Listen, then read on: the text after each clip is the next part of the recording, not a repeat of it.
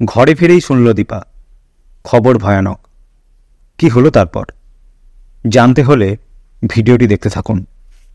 সেটা 1977, দেওঘর নাটমণ্ডপ, সকাল 9টা, নাম জপের সময়। বসে আছেন শ্রী বর্দা। স্কুল ছুটি থাকায় আশ্রমবাসী অনেক ছাত্রছাত্রীও উপস্থিত সেদিন। তাদের মধ্যে দীপান্বিতাও একজন। নাম জপ শেষে চলছে শ্রী বর্দার দীক্ষা পরবর্তী সমীক্ষা। বর্দা বিভিন্ন প্রশ্ন জিজ্ঞাসা করছেন দীক্ষা পরবর্তী দায়িত্ব সম্পর্কে। যে যার মতো করে উত্তর দিচ্ছে। ইষ্টভীতির মন্ত্রও জিজ্ঞাসা করছেন তিনি। একটু সজাগ হয়ে উঠল দীপা। ছোটবেলায় মুখস্থ ইষ্টভীতির মন্ত্রে আজও একটি শব্দের উচ্চারণে ভুল রয়ে গেছে তার। এ নিয়ে একটা গোপন অস্বস্তি ভিতরে। ধকধক করতে লাগলো বুক। মনকে শাসন করলো বারবার, সংযত করল নিজেকে। কোনোভাবেই ভুল উচ্চারণ করা চলবে না আজ। যদি বর্দা জিজ্ঞাসা করেন সঠিক শব্দটাই বলতে হবে। আহা, তার চেয়ে যদি না জিজ্ঞাসা করেন তাহলেই ভালো হয়। কিন্তু যেখানে বাঘের ভয় সেখানে সন্ধে হয়। শ্রী বর্দা জিজ্ঞেস করলেন তাকেই। আর অতি সাবধানী দীপা স্বভাব বশে করে বসল সেই একই ভুল উচ্চারণ। আজিয়ে প্রভাতের বদলে আজিয়ে পোয়াতে। হাসির রোল উঠল চারিদিকে। শ্রী বর্দার চোখেও খেলে গেল একটা মিষ্টি হাসির দীপ্তি। তারপর গম্ভীর স্বরে বললেন, এতে এত হাসির কি আছে? বোঝাই তো যাচ্ছে আধো কথার সময় থেকেই ইষ্টভীতি করছে। এরপর জিজ্ঞাসা করলেন দীপাকে, তুই বীজ নাম জানিস? দীপা সম্মতিসূচক মাথা নাড়াল। তিনি বললেন, কাল সকালে প্রার্থনার পর থাকবি।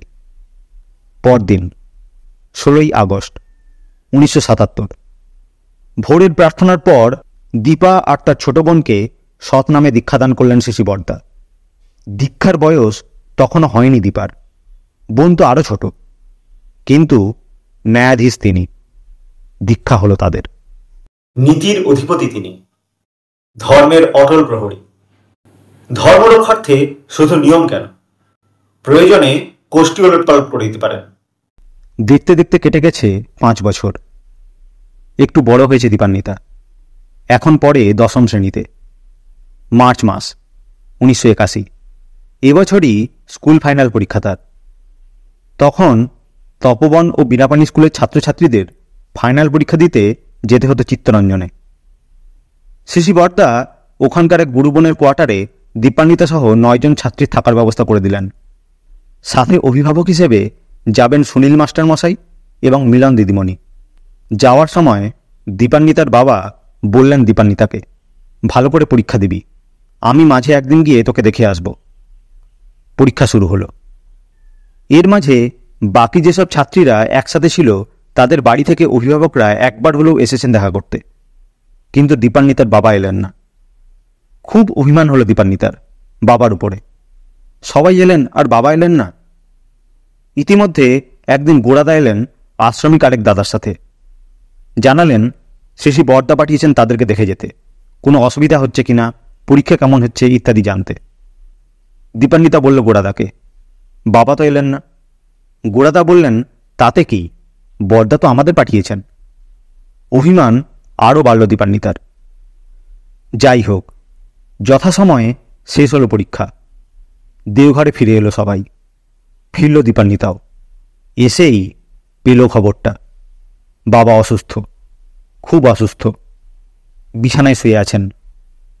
কয়েকদিন পর, সেদিন দোল পূর্ণিমা। সকালবেলা কাটল ভীষণ আনন্দে। ঠাকুর বাড়িতে গিয়ে দোলের প্রণাম, কপালে শ্রী বর্দার দেওয়া আবিরের তিলক। কে জানত কি দুর্বিষহ রাত অপেক্ষা করছে দীপান্বিতার জন্য। সেদিন গভীর রাত, মায়ের ডাকাডাকিতে ঘুম ভেঙে গেল দীপান্বিতার। বাবার মুখের সামনে বালতি ধরে আছেন মা। বাবার মুখ দিয়ে গল গল করে বেরোচ্ছে রক্ত। পাতলা শরীরটা থরথর করে কাঁপছে তার। চিৎকার করে কেঁদে উঠল দীপান্বিতা, সাথে বোনও।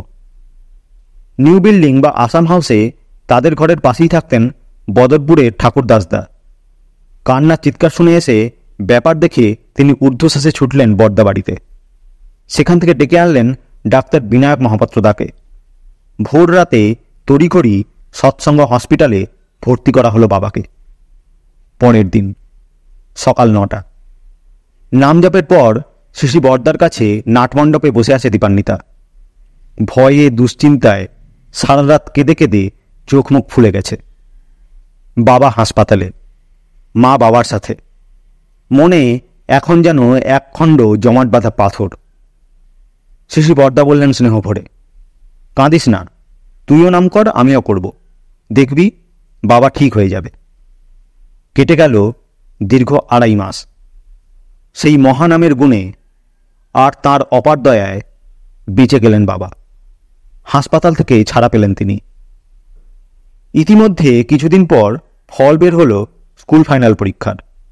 ফার্স্ট ডিভিশন পেয়েছে দীপান্বিতা। এর বেশ কয়েক মাস পর অসমের ডাক্তার ইন্দ্রেশ্বর দত্তদা দেওঘরে এলে বাবার সব রিপোর্ট দেখানো হলো।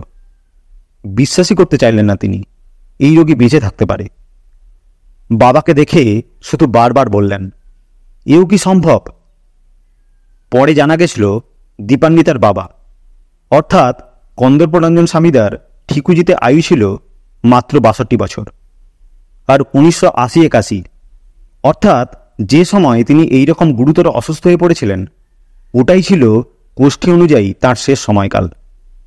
মনে পড়ে দীপান্বিতার। সে সময় ইষ্টকাজে বাবা প্রায়ই দেওঘরের বাইরে থাকতেন। 1980-র শেষ ভাগে বাবা তখন দীর্ঘদিন অসমে, আর দেওঘরে বসে বসে শিশি বর্দা রোজই জিজ্ঞাসা করছেন বাবা কবে ফিরবেন, যেন কোনো এক বিশাল জরুরি কাজ রয়েছে বাবার দেওঘরে। এই ঘটনার পর বুঝতে পারল দীপান্বিতা কেন এত তাড়া ছিল তার। তাঁর দিব্যদৃষ্টিতে আগেই ধরা পড়েছিল বাবার ভবিষ্যৎ। পাছে বাবার শরীর বাইরেই খারাপ হয়ে পড়ে, তাই তার দরদি মনে এত উৎকণ্ঠা। যাই হোক, এরপরে তিনি বেঁচেছিলেন আরও 20 বছর, কারণ তাঁর ইচ্ছাই অদিষ্ট।